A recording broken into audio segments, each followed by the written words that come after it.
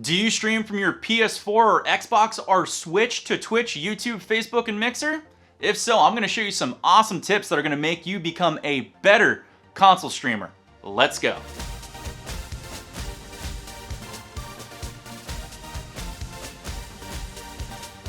Hey, it's me, it's Wild, coming at you for my stream support playlist where I bring you the best tips and tricks. And if this is your first time here and you want to learn how to grow and improve your stream, make sure you hit that big red subscribe button and tick that bell so you know when my videos go live for you.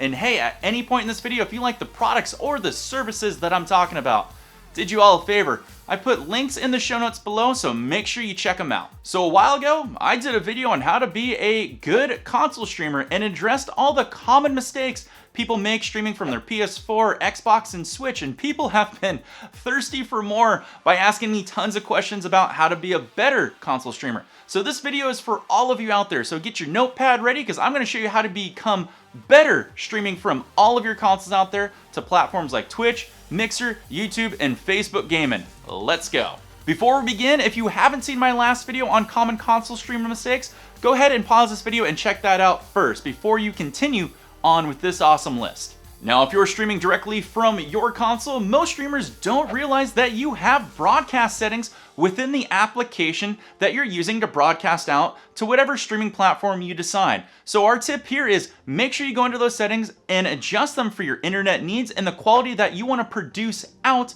to whichever platform you pick. If you play multiplayer games out there, you will be surprised at who will click on your username and go into your profile. And you know what a lot of people are lacking? A proper, impactful, and effective profile that's going to lead those people to your streaming platform, whether it be Twitch, Mixer, or anything beyond.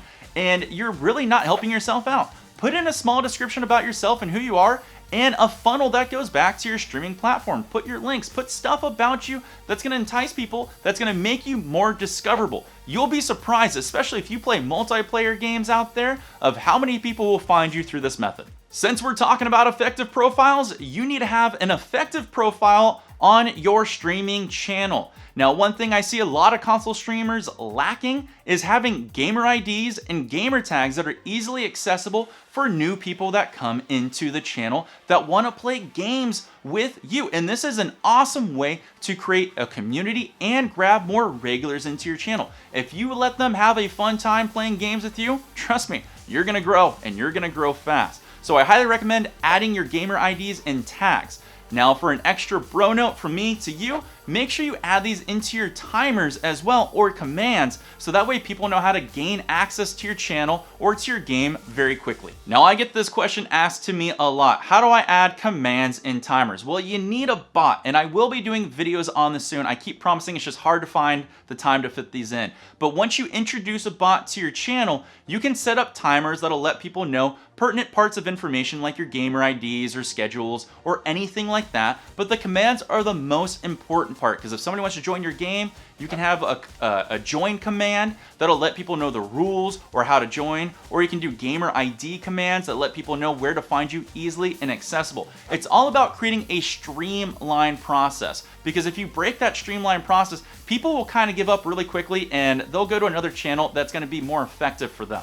Let me ask you all a question out there and be honest. How many of you have been streaming onto Twitch and somebody comes into your channel and the first thing out of their mouth is, what console are you streaming on? And generally you'll say one answer and they were looking for another one and then they leave. It's probably happened to you a lot. And the way to minimize this is you want to attract the right crowd. To attract the right crowd, all you really need to do is just add what platform you're on in the very beginning of your title on your streaming platform. Literally put in parentheses or quotation marks, put PS4, then your title.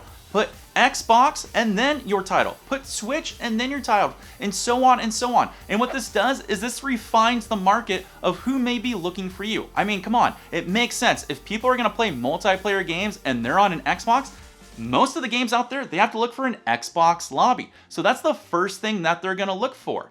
And this is an awesome way for you to narrow down, refine, and niche your content to attract the right crowd.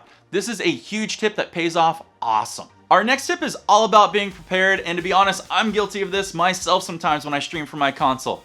Don't be a scrub, and make sure that all of your gaming gear, your controllers and your headsets or whatever you use is charged. And for an extra tip, make sure you have extended cables. I can't tell you how many streams of mine have been cut short because my controller dies and I don't have any backup batteries or I don't have a backup controller.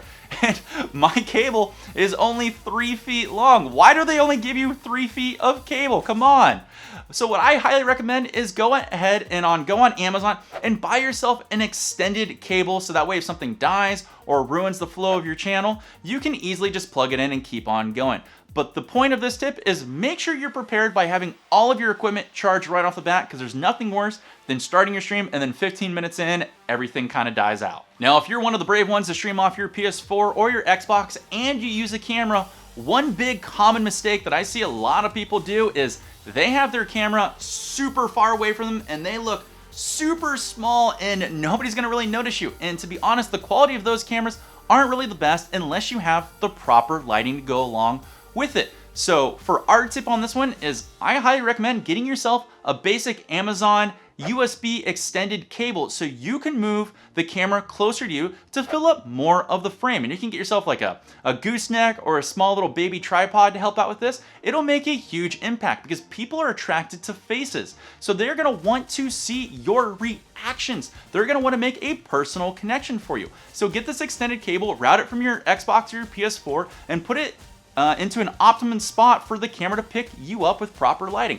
It'll pay off huge. One thing a lot of streamers are missing from their console streams is high quality audio. And I'm not just talking about the gameplay, but also the chat that comes through their headset or their microphone. There are a lot of settings that you can change within the settings of your console that are gonna help improve this between party chat or localized chat or gameplay. Don't be afraid to go in the settings of the gaming and adjust the ambient sounds, the volume sound, so it comes across perfectly. And don't be afraid to do the same for your party chat or local chat or anything coming from your headset or for your mic. And also, don't be afraid to ask anybody that's currently watching you, is there something that you can make better? Game volume, sound effects down, your voice up, your voice down. It's a little tougher on a console because you can't really hear yourself unless you got, a laptop or a PC next to you. But don't be afraid to make these changes, because if people can't hear the gameplay or they can't hear you or they hear your squeaky friends over you, people are just gonna leave. Since we're talking about audio, let's address one thing. Audio is key. You need to have good audio, which means you pretty much have to stop streaming off one of these earbuds that came with your console. It's time to upgrade and get yourself a decent headset. And there's a lot out there. You don't have to spend $100 like this Sennheiser Game 1. You can get yourself a nice headset for under 50 bucks. And this is gonna help you have a better voice, which is gonna cut through and make people engage more with your channel. Audio is super important because you wanna have that good clarity within your voice. And if you think my voice sounds good,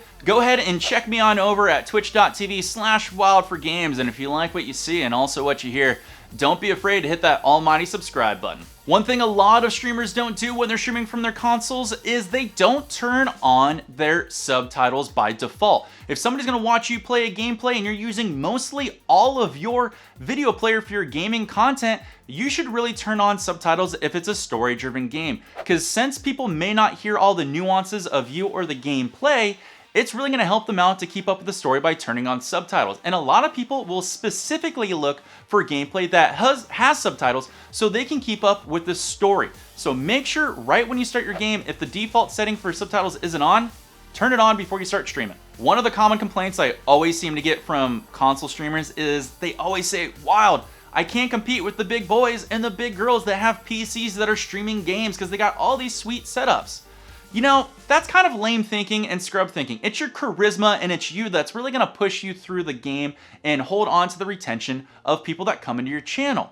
And what's gonna be really cool about you being a smaller market out there is you already have this particular niche that you can fill. A lot of people love watching smaller streamers and engaging. So what you need to do is make sure you're constantly engaging with your channel, not just your chat, but your channel. You should always be talking about the game, the way you're playing it, and how you can do things bigger and better within the game so there's constant flow. And when people come into the chat and start talking, you should never miss a comment. you should be right on top of it because people are going to see how professional you take your stream, because there's no reason for you to miss it because you're probably not going to have a higher view count. So you should be right on top of it and continue to keep that conversation flowing for the whole time you are streaming. And if you have problems keeping your channel engaged or your chat engaged or keeping the talk flowing or breaking the silence, you know what? Do me a favor. Let me know what you struggle with the comments below, and I will see what I can do to make a video on that subject matter for you, so that way you can be bigger and better and grow on platforms like Twitch. And if you guys like this type of content and you want to see more from me and keep up with me, don't be afraid to keep up with me on my socials on Twitter and Instagram. And if you like what you see, go ahead and mosey on over to twitch.tv/wildforgames. If you like what you see, again, you can hit that almighty subscribe button. Thank you to those that already have. I will see you all in my next streaming support video coming up real quick. Take care, all. Peace.